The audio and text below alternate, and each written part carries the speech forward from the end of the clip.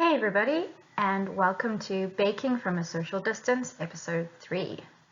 So for those of you who've just joined us on this episode, we do weekly episodes about baking from home, and if you check out our other videos, we've done banana bread and we've done cupcakes, so you can go check those out as well.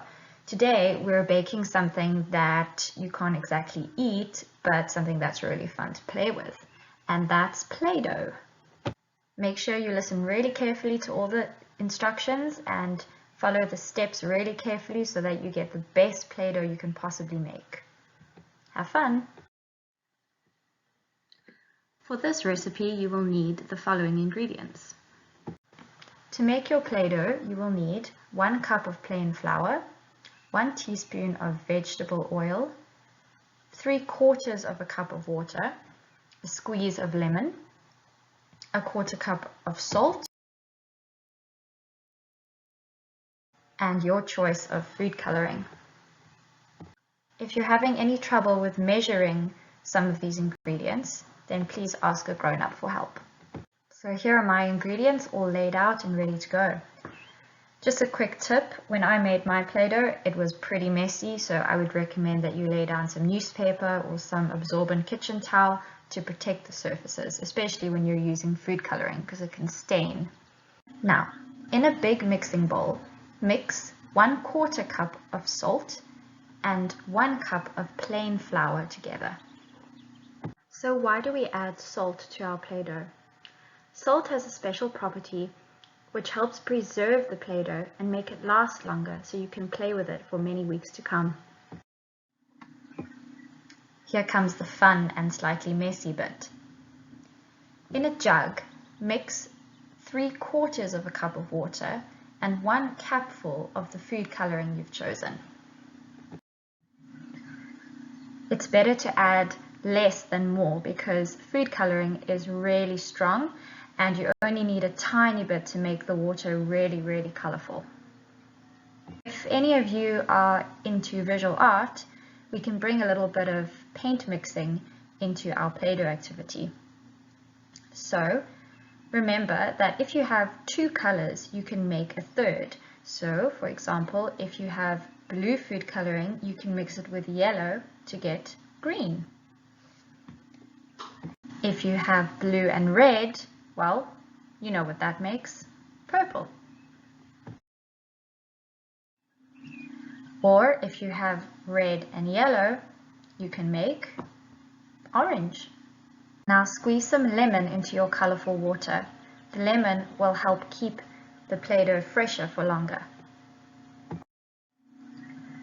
So now's the time you've really got to concentrate.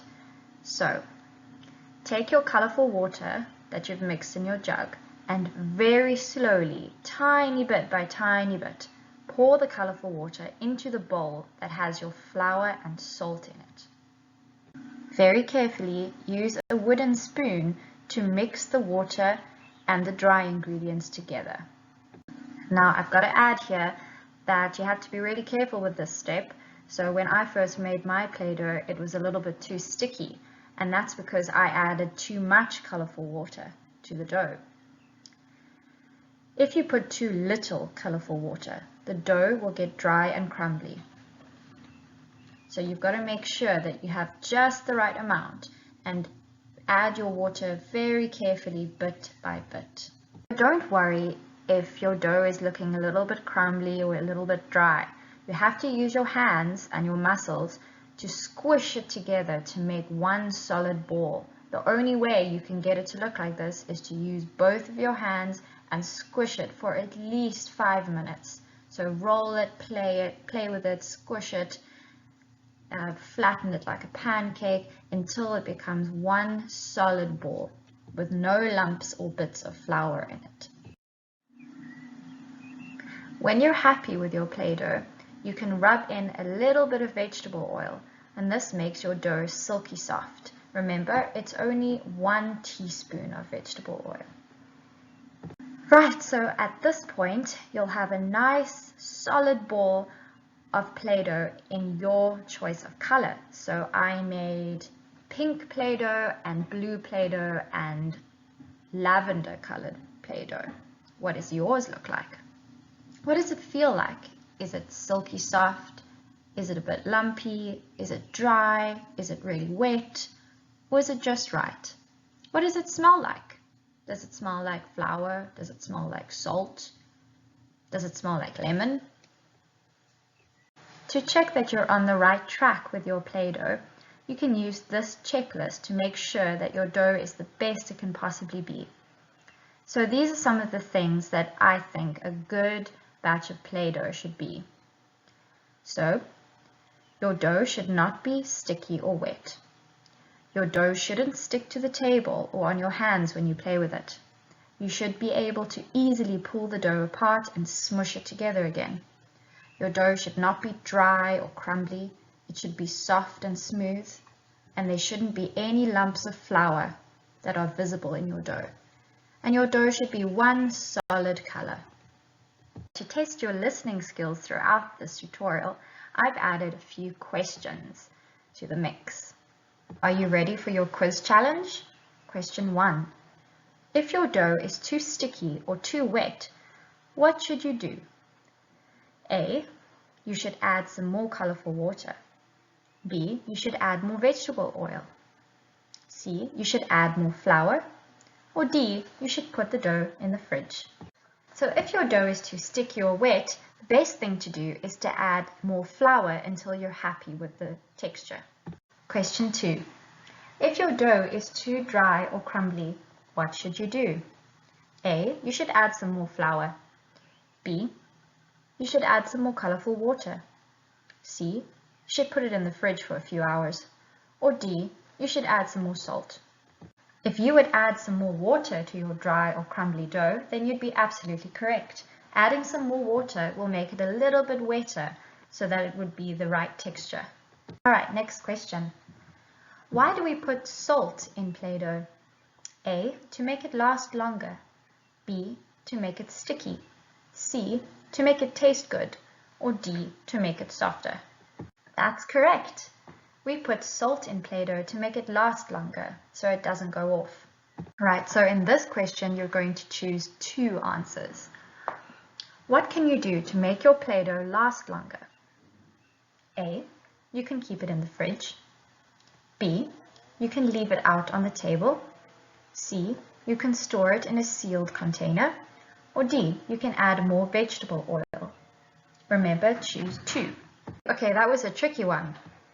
If you picked A, you'd keep it in the fridge to make it last longer, and C, you'd store it in a sealed container, then you'd be absolutely correct, and I'm sure your Play-Doh will last several weeks. Right, so this is a problem that most of us have when we make Play-Doh.